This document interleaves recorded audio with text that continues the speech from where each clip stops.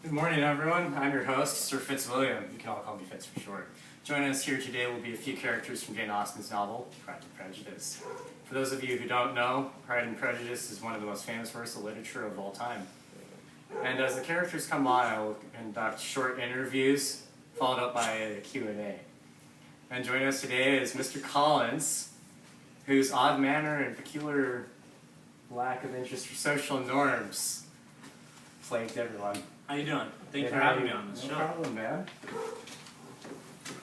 So, Mr. Collins, we're all intrigued by your character, so I'd like you to articulate each and every event with accurate detail. Okay. Sounds like a simple task, and my friend, Lady Catherine, would expect one in my position as a clergyman.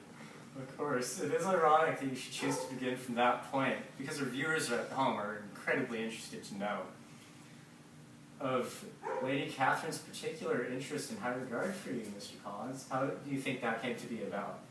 Personally, I feel incredibly lucky to have caught Lady Catherine's notice because I'm nothing but a lowly man of the cloth compared to her. Lady Catherine is the pinnacle of British woman. Her and her daughter both are figures in expressing wealth and class. Many would disagree with you on that, claiming that Lady Catherine is nothing more than a snarling, aristocratic snob who has issues with social classes beneath her own. However, that line of questioning would only lead off track, and thus my next line of inquiry is why you feel obligated to marry one of the Bennet sisters when your actions dictated nothing less than that of a man who is not in love. I felt that I was doing their family a great service by stretching forth on olive branch of sorts and giving them an opportunity to reside in the family for the future generation. That's all fine and dandy, but it is rather apparent that you only proposed to Elizabeth because your chances with Jane were squandered. Elizabeth was default because of age. What emotions were going through your mind when she rejected you, and did those feelings persuade you to marry Charlotte Lucas? Elizabeth, my radiant cousin, denied me because she believed I would not insure her facility. I became ignorant afterwards, and after connecting with Charlotte, realized she is the only person who listens to my opinions and assumed she was the one. I am now happily wedded. That is absolutely wonderful, Mr. Collins. And unfortunately, those probing questions are all we have time for at the moment. Coming up after the commercial break is Jane Bennet, who recently married Mr. Binley.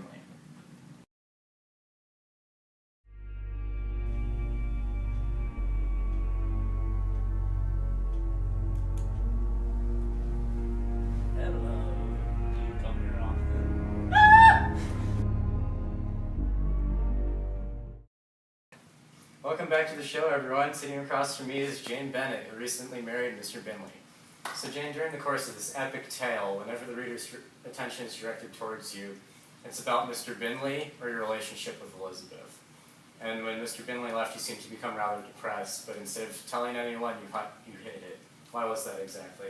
Well, it was as if a black fog had overcome my soul, but I never had any intention of burdening anyone with my problems, and I decided to let it consume me instead. The only reason I survived the ordeal was because of Elizabeth. She never ceased supporting me. Another key component of the events of your family was the relationship with Elizabeth. So why is it that you were so comfortable telling her the deepest secrets you have? With topics of such severe weight, as humans we have to inform someone of our dealings. Otherwise, many would go insane.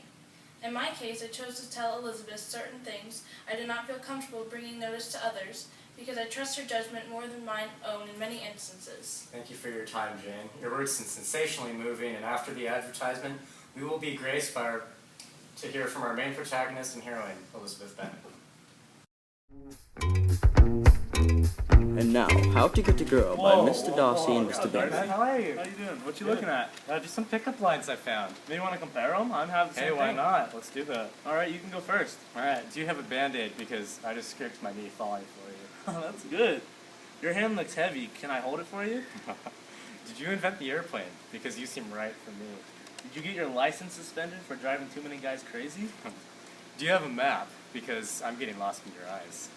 If you were a burger at McDonald's, you'd be gorgeous. Oh, thank you. I was so enchanted by your beauty that I kind of ran into a wall over there. Yeah? So I'm going to need your name and phone number for insurance purposes. Okay. You're so hot, I could bake cookies on you. Man, my doctor says I'm lacking vitamin U. Is your name Katrina? No, why not? Because you rock me like a hurricane. Was your dad a boxer? Because you're a knockout. Pretty good. Yeah, Maybe that's you all I should- have. That's all I have. Maybe you should use them on Elizabeth over there. Oh yeah, why not? Hey, which one do you think we should use? I really like the Katrina one. All right. Excuse me, miss. Is your name Katrina? No. Because you rock me like a hurricane. Oh, Mr. Darcy. Visit www.pickuplinegalore.com today for your free pickup lines. Good morning, everyone. My name is Elizabeth Bennett, and I'm slated to be the next victim on this form of entertainment. Well, Miss Bennett, it's a pleasure to have you here with us today. Only because you can have the satisfaction of ripping me apart and delving into my personal life. On the contrary, I only want to better understand the past 2 years of your life from your perspective and help the audience understand as well. Forgive me. My own prejudice about your line of work got in the way of my ability to interpret situations correctly. Don't sweat it. I'll just write you a letter about my life instead. So, Miss Bennett, everyone is intrigued by your florid personality and disregard for the class-conscious people that surround you.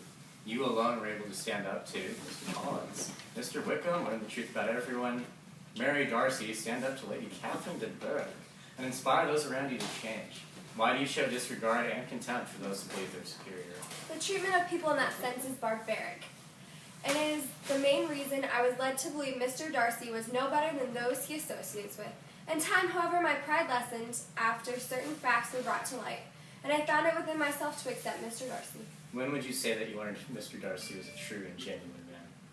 After reading the context of his letter, I grew more and more assured that his account with Jane and Mr. Wickham was undoubtedly true. And I also learned his true character and changed at Pemberley. Well, thank you for making a guest appearance on the show, Elizabeth. And for those of you watching at home, come back next week when we have all the past and current James Bond actors interview, and you'll witness a live performance from One Direction. Oh my God, One Direction! Security, anyone?